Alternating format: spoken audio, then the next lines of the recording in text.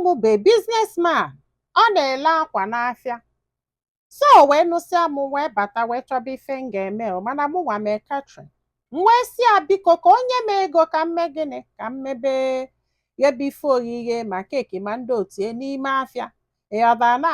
ọ na-aga afịa ọ bụgodu na emerela ndị mmadụ keeki, ndị mmadụ a na-ego ma chinchin chọpụ 1 chọpụ 2 na ndị otie. Esi na ego adrọ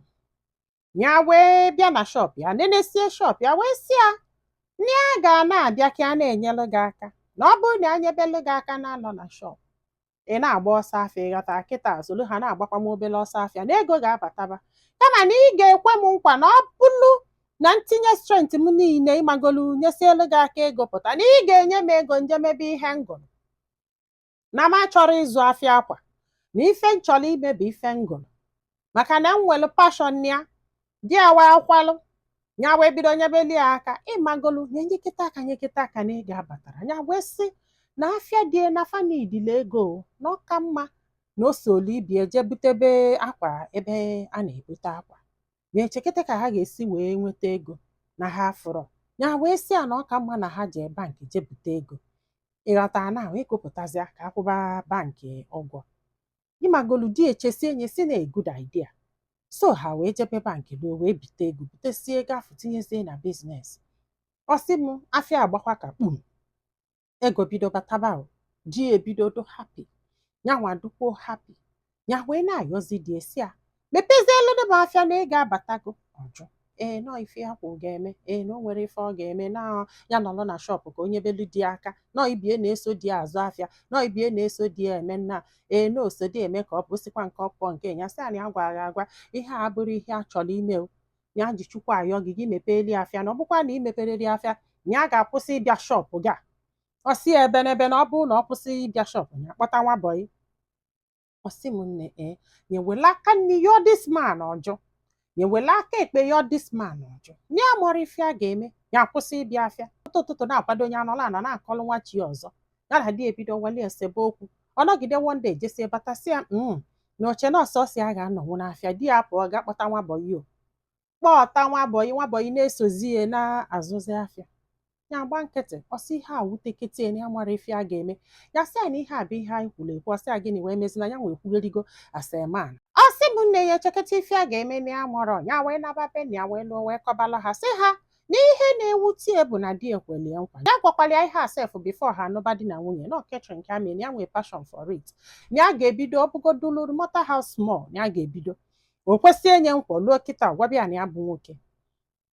Ya wee gwasịa ndị be ha bebelu papi akwa besielu papi wee sị ya na nsogbu adọrọ. Ha wee tụtụkọ ego wee nye ya wee were ya wee nata wee goo gaasị goo ihe niile ya n'idi wee pụta n'afịa. Ọ sị ya na ọ ga na-enetekwa ụmụaka anya ya sị ya na nsogbu adọrọ na ebido na-eneta ụmụaka anya bido mebe ebe bọnsụ na ndị otie. Ọ sị m nne na-emebekwa ihe agaba na-emebi ihe a na-aga ego na-abata. Ọ sị m na di laikikwara ya ka ya bidolo na ọ laikiri ya maka na ife ọ na-emezi bụ onwe ife golu ya na ọbịa were ọba nkwụ ụgwọ, chinchin gị onye owere ọba nkwụ ụgwọ, keeki gị onye owere ọba nkwụ ụgwọ, ife ọbụla golu ya nọ sọkwa ya bụrụ ofu fọlụ na shop na di ga-ewu ya ọma nkwụ ụgwọ na agba nkịtị. Anọgide njagabanụ wee kirikiri ka ọ sị na ọkiri ka something. O nwee this recent akwa a na-ele kịta ọ machiri ka ọ batara n'ọchịchị nụwa kịta I think nọ na first year ya. So the thing wee mee di affect di wee bido ịda,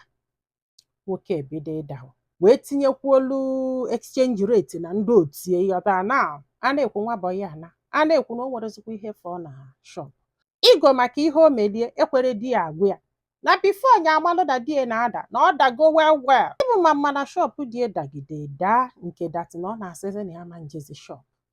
Ya wee kpọọ ya wee sị ya kedu ife na-eme wee sị ya na ihe anụnwa Jagaban mere na o mekwe na afịa ha affect na exchange rate na o mekwe na afịa ha affect ma gas na o mere afịa ha affect na ibie osikwa nke ọpụọ nke. Ọ sị m nne na before nya hapụrụ ya afịa na ha kwugidelu do ụgwọ ọfọzia like ike enye for 1 before nya wee hapụrụ ya shop ya na ya che na ọkwụsịgodo ụgwọ na ya mara na ọ kwụsịra do ụgwọ. So na this guy enwerezi ike ije bank again ga bute ego ya gbakwa nkịtị. Ịmago na oke fọrọ afọ ndị bankị na-edi stọp ya. Ọ sị na ọ bụrụ na ya fụrụ ego kịta ya etiekwuo n'afịa na ya ga-ewe oke fọrọ afọ jee nyekwuo ndị bankị maka fanwe ịkpọli eke ọ destin. Na sị oke na nsogbu adọrọnụ, na-agbakwa ya nkịtị. Ọ sị m na di ya ebidokwa ịnọ n'ụlọ, ya pụta ụtụtụ na-akwakọ ịpụ di ya nọrọ n'ụlọ. Ya wee kpọọ ya wee sị ya nna ebe ọ bụ na afịa ga-adagodo apịatapịa na o nwezi fedonụ gị bịa ka inyebelu m aka ebe m na-eme ihe a, maka na mgbe ya na-agwa m ihe a na mfụ ka shọp ya si ebum na ya enwego ụmụ ụbọyị na-atọ ịghọta na ndị na-agụla afịa ma chi ụtụtụ fo ka nkụ mgbe ụfọdụ na fada afụzidi nke fa na-ele retails nọọ hosel ndị mmadụ na-abịa egolu. Ya wee sị anya bịa ebe afọ ka ọ bịa nyebeli ya aka. Ọ sị ya nke gịnị? Ya nọgide ya abịa so gbabala nwaanyị bọyị, ya nọgide ya abịa jebelu gị ozi, ya nọgide ya abịa ịbụzi alụ ọ gị ga-abụ CEO ka ọ gị ga-abụ manija ka ọ gịnị. Ya wee sị onwe ihe ịma ala na ketrin, ọ bụrụ na onwe ife ịma ala ị bịa n'bụlụ CEO na o nwere n'ife ịma. Nwoke a jụkwa si nọ mkparị nọ ife ifele na ndị mmadụ maara ya n'afịa ka ọ bụzalụ na ya dara ya dasị anya abịazi anya bezielu nwunye ya aka kedu etu a ga-esi wee fụta ya, kedu etu a ga-esi wee mee nna na o nwere ife a chọọ ịgwa ya. Sị kedu ihe ọ sị ya nọ ka onye ya ọkpụrụkpụ ego ka ya ti na biznes ya ka biznes ya wee gabakwa. Ya sị ya ese gịnị ọ sị na ya ji chukwu ya nọ ka onye ya ọkpụrụkpụ ego ka biznes ya wee gaba na ọ karịrị osikwa nke ọ pụọ nka. Ya sị ese gịnị mụ nwanye gị ego ya sị ya chekwala ịtara akwụkwọ ka eze gị dị ịlọtara na nlọ ka ọ gịnị. Ya wee sị ya na ya amanye gị ego ndị be ha nyelie ya wee bido biznes na mgbe ayọ gị nye ego ka ya bido biznes na ịjụrụ ajụ na ọ bụ na gị nwanyeli ego a na ife ọbụla ya zụtara n'afịa na gịnị ya na-abọnwunye but no ifili dati na ịbụ nwoke na ị ga-akọmandị maka nnọlụ na shọpụ ga-azụmi na nnọ na shọpụ gị kịta bikos na ọnya nwa na-akwụzi ụgwọ ụlọ anyị amalịnwuzi nne bikos na ọnya nwa na-ewetazi nne ụgwọ akwụkwọ ụmụaka na ọnya nwa na-akwụzi ụgwọ akwụkwọ ụmụaka ka kịta anụnwa shọpụ nụnwa dalụ na mụ na gị na-abịa nata n'ọlụ n'ụlọ yọba ndị mmadụ ego ọkwa ya na m enwere ego m ga-enye gị ọ sị bụ na ya gwasịkwa anya nọzalụ na shọpụ fon ya ring ya ọ bụrụ na ọ papi ya na-akpọ ya wee sị papi ya kedu ihe ọ sị na di ya bịara wee sị na ọ na-ayị ya ego nya nye si o wee jụ na ya ma nye osikwa nke ọpọ nke ọ bụrụ na di eji ebe nna ya jee kpee enyi ndị be nna ya wee sị ya na fechetelu mgbe nwafa na-ayọ gị ego gị nye ya ego ya bido afọ ịjụ sị na ịchọ ka ọ nọrọ na shọpụ ọyọ gị n'elu yọ gị na anacha to the point na ifelekwelu gị ibudo ego gbaa anya n'ukwu nwunye gị bịa be nna ya ndị be nna ya tụkọ ego nye wee bido afịa oluo kịta ịmalụ na ị na-anụ ya na o kwesịrị ịsọpọtụ is not like na ọ karịrị ya na ọ karịrị ya na ọnya nye gị na etu ya ịfụrụ ya na na ego afọ ya nyere nwa ya na gift ka ọ bụ na e nwere right ịfọsị ya nye gị ego ka i wee bido afịa. Ife a bụ ife bụ ọlụ gị na nwunye gị. Ọ bụrụ na o kwe inye gị that money na ọ lọvụ gị to that extent onye gị ego nwere ike ịfọsụ nwa ya ka onye gị ego afta ihe niile ị melie ya ma nne na ọ bụrụ na ọ gị nyere ego ji bido afịa kịta ya ga-akpọ ya gbachisielu ya ntị as long as na o nwere ego afọ na ọ ga-enye gị mana ya mara ebe a ga-esi wee tinyebe ọnụ. Sị m nne na ihe na-ewekwe n'iwu bụ na since a na-akọ ihe a niile na di ya ka emepere ọnụ si na ya dọsọrị na ya mee misteki na ya ka enyeghị ego n'ụwa mana enyere gị ya ọdana ife ọ na-akọdebe bụ na ya bụ ajọ nwaanyị na ya bụrụ ezigbo mmadụ ọ maka na Chukwu gọziri ma ọ maala echi osikwa nke ọpụọ nke a na-akọghịrị na ife a ji wee wetara anyị akụkọ ọ bụrụ gị ga-enye that money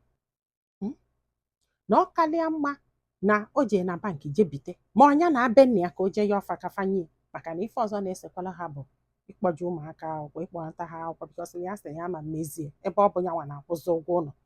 na-akwụ ụgwọ everything ụgwọ akwụkwọ ụmụaka